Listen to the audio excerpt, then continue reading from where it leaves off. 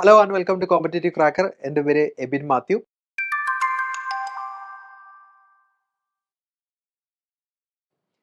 അപ്പോൾ നമ്മുടെ UGC NET എക്സാമിൻ്റെ ഡേറ്റ് വീണ്ടും റീഷെഡ്യൂൾ ചെയ്ത് വന്നിട്ടുണ്ട്. ജൂലൈ മാസം 25 മുതൽ 27 വരെയുള്ള ദിവസങ്ങളാണ് നമുക്ക് എക്സാമിൻ്റെ ഡേറ്റുകളായിട്ട് വന്നിരിക്കുന്നത്. നിങ്ങളെല്ലാവരും നല്ല രീതിയിൽ പ്രിപ്പയർ ചെയ്ത് പരീക്ഷയ്ക്ക് വേണ്ടി തയ്യാറെടുത്തു എന്ന് തന്നെയാണ് ഞാൻ വിശ്വസിക്കുന്നത്. തീർച്ചയായിട്ടും എഴുതുന്ന എല്ലാവർക്കും നല്ല വിജയം ആശംസിച്ചുകൊണ്ട് നമുക്ക് നമ്മുടെ ഇന്നത്തെ വീഡിയോ ആരംഭിക്കാം. ഓക്കെ, അപ്പം ഇന്നത്തെ പ്രത്യേക വീഡിയോയിൽ ഞാൻ നിങ്ങളോടായിട്ട് സംസാരിക്കാനായിട്ട് വന്നിരിക്കുന്നത് മറ്റൊന്നുമല്ല, നമ്മുടെ UGC നെറ്റ് എക്സാമിന് ജനറൽ പേപ്പർ എത്രമാത്രം പ്രധാനപ്പെട്ടതാണ് എന്നുള്ളൊരു കാര്യവുമായിട്ടാണ് ഇന്ന് ഞാൻ നിങ്ങളുടെ മുമ്പിൽ വന്നിരിക്കുന്നത്. തീർച്ചയായിട്ടും നിങ്ങൾ പലരും ചോദിച്ചതും അല്ലെങ്കിൽ പലരുടെയും മനസ്സിൽ സംശയമായിട്ട് ഇരിക്കുന്ന ഒരു കാര്യമാണ് ജനറൽ പേപ്പർ നമ്മൾ എങ്ങനെയാണ് ഫോളോ ചെയ്യേണ്ടത് അല്ലെങ്കിൽ പഠിക്കേണ്ടത് എന്നുള്ളത്. രണ്ട് പ്രധാനപ്പെട്ട കാര്യങ്ങളാണ് ജനറൽ പേപ്പറിനെ സംബന്ധിച്ച് കുട്ടികളിൽ നിന്ന് ഉള്ള ഫീഡ്ബാക്കിൽ നിന്ന് മനസ്സിലാക്കാനായിട്ട് സാധിച്ചത്. ഒന്ന്, പലരും ഫസ്റ്റ് പേപ്പർ എന്ന് പറയുന്നത് അല്ലെങ്കിൽ ജനറൽ പേപ്പർ എന്ന് പറയുന്നത് പരീക്ഷയ്ക്ക് മുമ്പ് അല്ലെങ്കിൽ തൊട്ട് മുമ്പ് അല്ലെങ്കിൽ ഒരാഴ്ച കൊണ്ട് അല്ലെങ്കിൽ 1.5 ആഴ്ച കൊണ്ട് പഠിച്ചു തീർക്കാനായിട്ടുള്ളൊരു ശ്രമമാണ് ഒരു ഭാഗത്തുള്ളത്. മറ്റൊരു ഭാഗത്തുള്ളതെന്ന് വെച്ച് കഴിഞ്ഞാൽ നമ്മുടെ പാടുള്ള ഭാഗങ്ങൾ, അതായത് ജനറൽ പേപ്പറിൽ പാടുള്ള ഭാഗങ്ങൾ നോക്കി ആദ്യം മുതൽ പഠിച്ചു പോകും. പ്രത്യേകിച്ചും ഹ്യൂമാനിറ്റീസ് അല്ലെങ്കിൽ സോഷ്യൽ സയൻസ് സബ്ജക്റ്റുകളൊക്കെ പഠിച്ചു വരുന്ന കുട്ടികളെ സംബന്ധിച്ചിടത്തോളം അവർ data interpretation, logical reasoning, mathematical reasoning തുടങ്ങിയ മേഖലകളിലൊക്കെ കുറച്ച് ബുദ്ധിമുട്ട് തോന്നുന്ന കുട്ടികൾ അവർ ആദ്യം മുതലേ ഈ ഒരു ഭാഗം മാത്രം ഫസ്റ്റ് പേപ്പറിൽ പഠിച്ചു പോകും. അപ്പോൾ എന്ത് ചെയ്യും? അങ്ങനെ വരുമ്പോഴത്തേക്കും മറ്റ് ഫസ്റ്റ് പേപ്പറിൻ്റെ മേഖലകൾക്ക് ആഡിക്വേറ്റ് ആയിട്ടുള്ള ആവശ്യമായിട്ടുള്ള ടൈം നമുക്ക് ഇൻവെസ്റ്റ് ചെയ്യാൻ പറ്റാതെ വരും. അപ്പോൾ എന്ത് ചെയ്യും? പരീക്ഷയ്ക്ക് നമ്മൾ പോകുമ്പോഴത്തേക്കും വേണ്ട രീതിയിലുള്ളൊരു ഔട്ട്പുട്ട് അല്ലെങ്കിൽ റിസൾട്ട് നമുക്ക് പ്രൊഡ്യൂസ് ചെയ്യാൻ പറ്റാതെ വരുന്ന ഒരു സാഹചര്യമുണ്ട്. അപ്പം ഈ രണ്ട് കാര്യങ്ങളും നമ്മൾ ഫസ്റ്റ് പേപ്പറിനെ സംബന്ധിച്ച് ഇനി മുമ്പോട്ടുള്ള പഠനത്തിൽ ഒരു മാറ്റത്തിന് വിധേയമാകേണ്ട കാര്യമാണ്. അതായത് നമ്മുടെ സബ്ജക്റ്റ് പേപ്പർ പഠിക്കുന്ന അതേ പ്രാധാന്യത്തോടു കൂടി തന്നെ നമുക്ക് എന്ത് പഠിക്കണം? നമ്മുടെ ജനറൽ പേപ്പർ പഠിക്കണം. ജനറൽ പേപ്പറിൽ പാടുള്ളത് മാത്രമല്ല, ജനറൽ പേപ്പറിലെ എല്ലാ ഭാഗങ്ങളും നമ്മൾ പഠിച്ചു തന്നെ പോകണം. ഇത് നമ്മുടെ UGC നെറ്റ് എക്സാമിൻ്റെ വിജയത്തിന് ഏറ്റവും പ്രധാനപ്പെട്ട കാര്യമാണ്. ഒന്നുകൂടെ അണ്ടർലൈൻ ചെയ്ത് മനസ്സിലാക്കേണ്ടുന്ന കാര്യവും കൂടെയാണ്. അപ്പോൾ ഇന്ന് നമ്മൾ നോക്കാൻ പോകുന്നത് ഈ ജനറൽ പേപ്പറിൽ എങ്ങനെയാണ് അതിൻ്റെ ഒരു സ്ട്രക്ചർ, ഏതൊക്കെ ഭാഗങ്ങളിലാണ് നമുക്ക് പഠിച്ച് പോകേണ്ടുന്നത് തുടങ്ങിയ കാര്യങ്ങളാണ്. നമുക്കത് വളരെ വേഗത്തിൽ നോക്കി പോകാനായിട്ട് ഉള്ളത്. ഓക്കെ, നമുക്ക് അതിലേക്ക് വരാം. അപ്പം UGC നെറ്റ് എക്സാമിന് തുടക്കത്തിലുള്ള അല്ലെങ്കിൽ ആദ്യം നമുക്ക് കൂടുതൽ കുട്ടികളും അറ്റൻഡ് ചെയ്യുന്ന ഒരു പേപ്പറാണ് ജനറൽ പേപ്പർ എന്ന് പറയുന്നത്. അപ്പം ജനറൽ പേപ്പറിനെ സംബന്ധിച്ച് പറയുകയാണെങ്കിൽ ഇതൊരു കമ്പൽസറി പേപ്പറാണ്. നിർബന്ധമായിട്ടും നമ്മളിത് അറ്റൻഡ് ചെയ്ത് ഇതിൽ നമ്മൾ ക്വാളിഫൈ ചെയ്യേണ്ടുന്നത് UGC നിഷ്കർഷിച്ചിരിക്കുന്ന ഒരു പ്രധാനപ്പെട്ട കാര്യമാണ്. അപ്പോൾ ഇതിൽ നമ്മളെ ടെസ്റ്റ് ചെയ്യുന്ന പ്രധാനപ്പെട്ട കാര്യങ്ങൾ 10 വ്യത്യസ്ത മേഖലകൾ ഇതിനകത്ത് നമുക്ക് പഠിച്ചു പോകാനായിട്ടുണ്ട്. അപ്പോൾ നമ്മുടെ ഒരു അഭിരുചി, നമ്മളൊരു അധ്യാപകനായിട്ട് നമ്മളൊരു കോളേജിൽ അല്ലെങ്കിൽ ഒരു യൂണിവേഴ്സിറ്റിയിൽ നമ്മൾ എത്തിക്കഴിഞ്ഞാൽ നമ്മൾക്ക് ഈ പറയുന്ന UGC മുന്നോട്ട് വച്ചിരിക്കുന്ന ഈ മാനദണ്ഡങ്ങൾക്കനുസരിച്ചിട്ടുള്ള കാര്യങ്ങൾ നമ്മളിലുണ്ടോ എന്നുള്ളതാണ് നമ്മുടെ ജനറൽ പേപ്പറിൽ ടെസ്റ്റ് ചെയ്യപ്പെടുന്നത്. ഓക്കെ, അപ്പോൾ അത് വ്യത്യസ്ത 10 മേഖലകളിലൂടെയുള്ള ചോദ്യങ്ങളിലൂടെയാണ് നമ്മളെ ഈ ജനറൽ പേപ്പറിൽ നമ്മളെ ടെസ്റ്റ് ചെയ്യുന്നത്. ഓക്കെ, അത് കമ്പൽസറി ആയിട്ടുള്ളൊരു പേപ്പറാണ്. അതുപോലെ തന്നെ നമുക്ക് 10 വ്യത്യസ്ത സെഷൻസ് ഈ ഭാഗത്തുണ്ട് എന്ന് ഞാൻ പറഞ്ഞു. അതിലേക്ക് നമുക്ക് വരാം. ഇനി ഈ ഓരോ സെഷൻസിൽ നിന്ന് ഏകദേശം നമുക്ക് 5 ചോദ്യങ്ങൾ ചോദിക്കാം. ചിലപ്പം 5ൽ കുറയാം, ചിലപ്പോൾ 5ൽ കൂടാം. അത് ഓരോ എക്സാമിനും വ്യത്യസ്തമായിട്ട് തന്നെ ആയിരിക്കും അതിൻ്റെ ഒരു റേഷ്യോ വരുന്നത്. അതുപോലെ ഓരോ ചോദ്യത്തിനും നമുക്ക് എത്ര മാർക്കാണ്? 2 മാർക്കുണ്ട്. ടോട്ടൽ നമുക്ക് എത്ര ക്വസ്റ്റ്യൻസ് ഉണ്ട്? 50 ക്വസ്റ്റ്യൻസ് ആണ് നമുക്ക് ടോട്ടലി ഉള്ളത്. അതായത് 100 മാർക്കാണ് നമുക്ക് ജനറൽ പേപ്പറിന് വരുന്നത്. ഓക്കെ, അപ്പം ഈ പേപ്പർ വളരെ ക്രൂഷ്യലാണ് നമ്മുടെ UGC നെറ്റ് ആസ്പിരൻസിനെ സംബന്ധിച്ചിടത്തോളം. കാരണം നമ്മുടെ സബ്ജക്ട് പേപ്പറിന് ചിലപ്പോൾ എല്ലാ വർഷവും എല്ലാവരും കുട്ടികൾ പറയാറുണ്ട് സബ്ജക്ട് പേപ്പർ വലിയ കുഴപ്പമില്ലായിരുന്നു, പക്ഷേ ജനറൽ പേപ്പർ ആയിരുന്നു ഇച്ചിരി ടഫ് എന്ന് പറയാറുണ്ട്. കൂടുതലും കുട്ടികൾ അങ്ങനെയാണ് പറയുന്നത്. അപ്പോൾ അവിടെ നമുക്ക് ഈ ജനറൽ പേപ്പർ ചിലപ്പോൾ ആഡിക്വേറ്റ് ആയിട്ട് സമയം കൊടുത്ത് പഠിക്കാൻ പറ്റാത്തത് കൊണ്ടാണ് പലർക്കും അങ്ങനെ പറയേണ്ടി വരുന്നത്. അപ്പോൾ തീർച്ചയായിട്ടും നിങ്ങൾ ഈ വർഷം മുതലേ ഇനിയുള്ള പരീക്ഷയ്ക്ക് നിങ്ങൾ തയ്യാറെടുക്കുമ്പോൾ ഉറപ്പായിട്ട് നിങ്ങൾ ചെയ്യേണ്ടുന്ന ഒരു കാര്യം എന്താണെന്ന് വെച്ചാൽ ഈക്വൽ പ്രയോറിറ്റി ഈ 2 പേപ്പറിനും കൊടുക്കുക എന്നുള്ളതാണ്. അതുകൊണ്ട് മാത്രമേ നമുക്ക് ഈ ഒരു പരാതി പരിഹരിക്കാനായിട്ട് പറ്റുകയുള്ളൂ. ഓക്കെ, അപ്പോൾ UGC നെറ്റ് എക്സാമിൻ്റെ പാറ്റേൺ പലർക്കും അറിയാം. എന്നാലും ഇനിയും പരീക്ഷ എഴുതാനായിട്ട് പുതുതായിട്ട് ആഗ്രഹിക്കുന്ന ഒരുപാട് പേര് ഈ ഒരു കാര്യം അന്വേഷിക്കുകയുണ്ടായി. അപ്പോൾ അവർക്ക് വേണ്ടിയാണ് ഈ കാര്യം വളരെ വേഗത്തിൽ ഞാൻ പറയുന്നത്. UGC നെറ്റ് എക്സാമിന് നമുക്ക് അറിയാം 2 പേപ്പറുകൾ, പേപ്പർ 1ഉം അതുപോലെ പേപ്പർ 2 നമ്മുടെ സബ്ജക്ട് പേപ്പറും ഉണ്ട്. ഒരു 3 മണിക്കൂർ എക്സാമാണ് ഇത്. ഇതിൽ എല്ലാ ക്വസ്റ്റ്യൻസും തന്നെ നമുക്ക് എന്ത് ചെയ്യാം, അറ്റൻഡ് ചെയ്യാം. കാരണം എന്താണ്, നമുക്ക് നെഗറ്റീവ് മാർക്കില്ല. ഓക്കെ, തെറ്റിപ്പോയാലും നമുക്ക് മാർക്ക് പോകുമെന്നുള്ള പേടി വേണ്ട.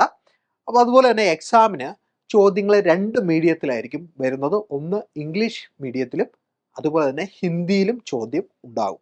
ഓക്കെ, അതുപോലെ 2 പേപ്പറിലും നമുക്ക് ഒരു ക്വസ്റ്റിന് എത്ര മാർക്കാണുള്ളത്? 2 മാർക്ക് വീതമാണ് ഒരു ക്വസ്റ്റിനിൽ ഉള്ളത്. നെഗറ്റീവ് മാർക്ക് നമുക്കില്ല. ഓക്കെ, അപ്പോൾ ആ ഒരു പേടി വേണ്ട. നെഗറ്റീവ് മാർക്കിംഗ് ഇനി വരുമോ എന്നൊക്കെ പലരും ചോദിക്കുകയുണ്ടായി. നെഗറ്റീവ് മാർക്കിങ്ങിനെ പറ്റി നമ്മൾ UGC നെറ്റിൽ ചിന്തിക്കുക വേണ്ട. ഉടനെ ഒന്നും ഒരു കാരണവശാലും നെഗറ്റീവ് മാർക്കിങ് വരത്തില്ല. അതുപോലെ ഇനിയുള്ള UGC നെറ്റ് എക്സാമിന് നിങ്ങൾ തയ്യാറെടുക്കുമ്പോൾ, പ്രത്യേകിച്ചും ഇനി ഡിസംബറിൽ ഒരു UGC നെറ്റ് എക്സാം ഇങ്ങനെ അടുത്ത് വന്നുകൊണ്ടിരിക്കുകയാണ്. അപ്പോൾ ഇത്തവണ നല്ല രീതിയിൽ നിങ്ങൾ ഉറപ്പായിട്ട് പരീക്ഷ എഴുതണം. കൂടാതെ അടുത്ത പരീക്ഷയ്ക്കും കൂടെ നിങ്ങൾ ഇപ്പോഴേ തയ്യാറാകേണ്ടതായിട്ടുണ്ട്. പ്രത്യേകിച്ചും ആദ്യമായിട്ട് എഴുതുന്നവർ തീർച്ചയായിട്ടും ഇത്തവണത്തെ നിങ്ങളുടെ പരീക്ഷ കഴിഞ്ഞാൽ അടുത്ത പരീക്ഷയ്ക്ക് വേണ്ടി നിങ്ങൾ തയ്യാറെടുക്കണം.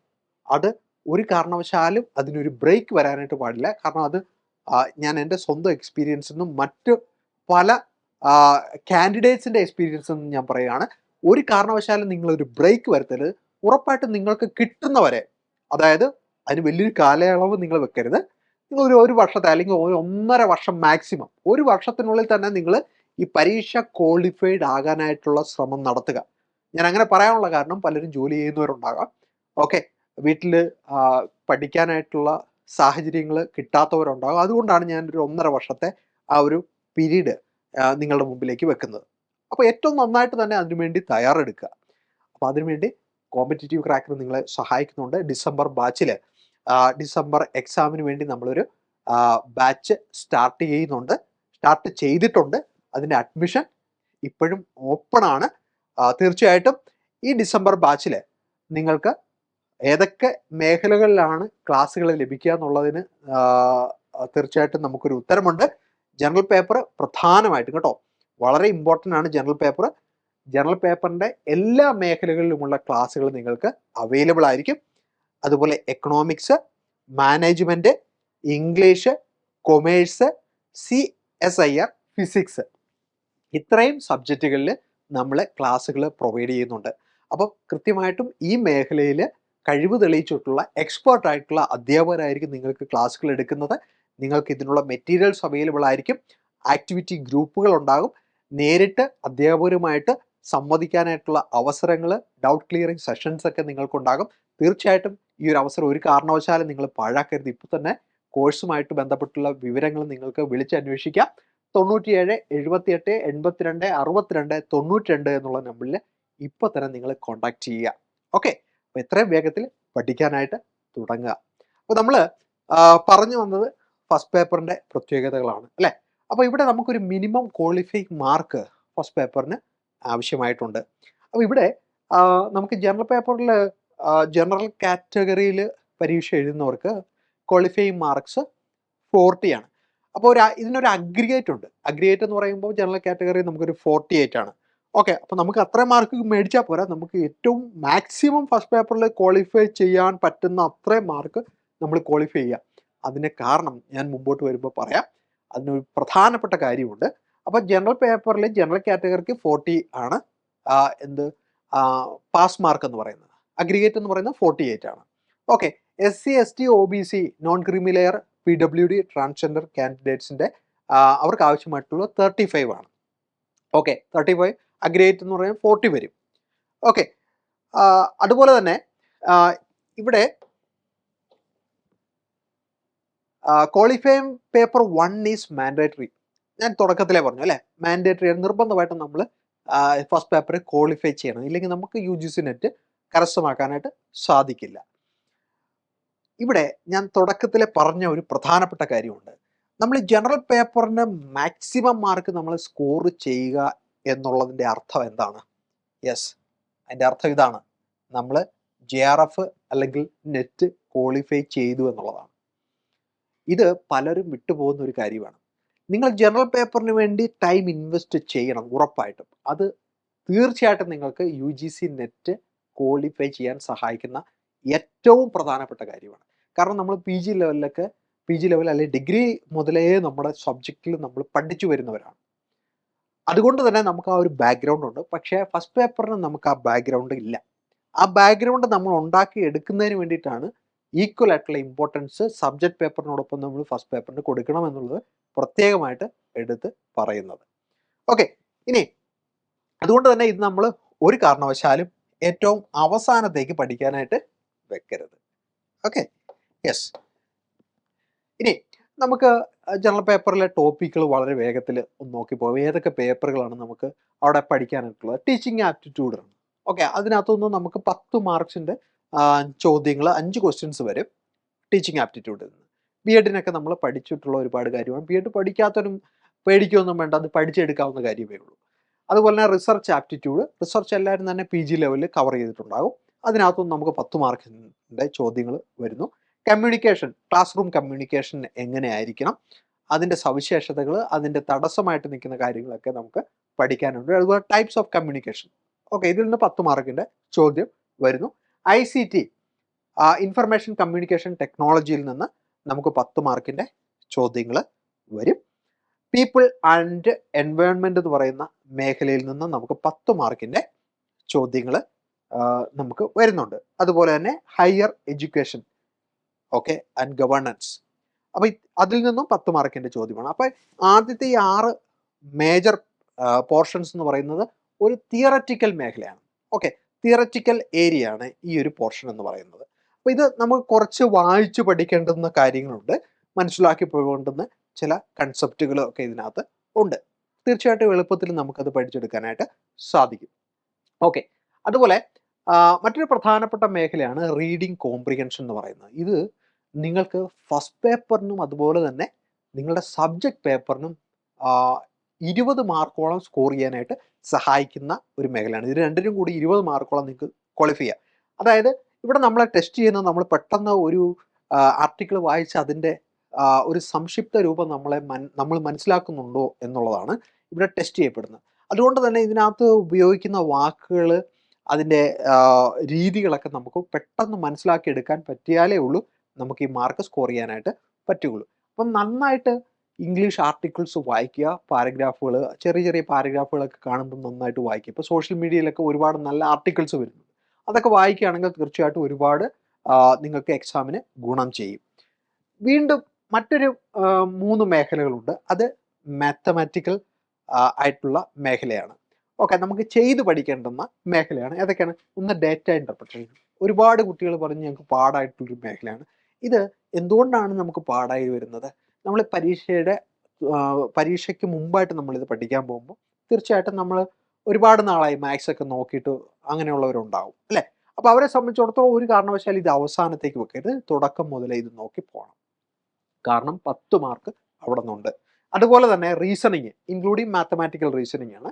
അവിടെ നിന്ന് നമുക്ക് 10 മാർക്കിൻ്റെ ചോദ്യങ്ങൾ വരും. ചെയ്ത് പഠിച്ചു കഴിഞ്ഞാൽ ഇതിനകത്തൊന്നും മാക്സിമം മാർക്ക് നമുക്ക് സ്കോർ ചെയ്യാം. ലാസ്റ്റ് വരുന്ന ലോജിക്കൽ റീസണിങ് ആണ്. അപ്പോൾ അതിനകത്ത് നമുക്ക് സില്ലോജിസം എന്ന് പറയുന്ന ഒരു മേഖലയൊക്കെ അതിനകത്തുണ്ട്. ആർഗ്യുമെൻറ്റ്സ് അങ്ങനെയുള്ള കാര്യങ്ങളൊക്കെ അതിനകത്തുനിന്ന് നമുക്ക് ചോദിക്കാം. ഇത് നമ്മൾ ചെയ്ത് പഠിക്കേണ്ടുന്ന 3 ഭാഗങ്ങളാണ്. അപ്പോൾ data interpretation, reasoning, logical reasoning. ഇതാണ് 80% സ്റ്റുഡൻസും ബുദ്ധിമുട്ടാണ് എന്ന് പറയുന്ന ഒരു ഭാഗം. തീർച്ചയായിട്ടും ഇതിൻ്റെ കോഴ്സ് ഇതിൻ്റെ ക്ലാസ്സുകൾ നമ്മൾ കോമ്പറ്റീറ്റീവ് ക്രാക്കറിലുണ്ട് കേട്ടോ. അത് ഏറ്റവും പ്രഗത്ഭരായ നല്ല അധ്യാപകരാണ് ഈ ക്ലാസ്സുകൾ കൈകാര്യം ചെയ്യുന്നത്. അതുകൊണ്ട് ഒരു കാരണവശാലും നിങ്ങൾ ഈ ഒരു അവസരം നഷ്ടപ്പെടുത്തരുത്. തീർച്ചയായിട്ടും കോഴ്സ് സംബന്ധമായിട്ടുള്ള കാര്യങ്ങൾ ഉടനെ തന്നെ വിളിച്ചന്വേഷിക്കണം. ഓക്കെ, അപ്പോൾ അങ്ങനെ 50 ക്വസ്റ്റ്യൻസ് ആണ് ഈ 10 ടോപ്പിക്കുകളിൽ നിന്നായിട്ട് വരുന്നത്. 100 മാർക്കിൻ്റെ ചോദ്യങ്ങളും നമുക്ക് വരുന്നുണ്ട്. ഓക്കെ, അപ്പോൾ ഇത്രയും നല്ല രീതിയിൽ ഫസ്റ്റ് പേപ്പർ പഠിച്ച് പാസ്സാകുക എന്ന് പറഞ്ഞു കഴിഞ്ഞാൽ, അല്ലെങ്കിൽ ക്വാളിഫൈ ചെയ്യുക എന്ന് പറഞ്ഞാൽ, നമ്മൾ it is equal to qualifying JRF or NET. ഉറപ്പായിട്ടും അത് നമ്മൾക്ക് എല്ലാവർക്കും സാധിക്കുന്ന കാര്യമാണ്. നന്നായിട്ട് തന്നെ പഠിക്കുക, നന്നായിട്ട് പരിശ്രമിക്കുക, തുടക്കം മുതലേ പരിശ്രമിക്കുക എന്നുള്ളതാണ് അവസാനമായിട്ട് ഒന്നുകൂടെ പറയാനായിട്ടുള്ളത്. അപ്പം ആ പരിശ്രമത്തിൽ നിങ്ങളെ സഹായിക്കാൻ കോമ്പറ്റീറ്റീവ് ക്രാക്കർ നിങ്ങളുടെ കൂടെ തന്നെ ഉണ്ടാകും. എത്രയും വേഗത്തിൽ നിങ്ങൾ കോഴ്സ് സംബന്ധമായിട്ടുള്ള കാര്യങ്ങൾ വിളിച്ചന്വേഷിക്കുക.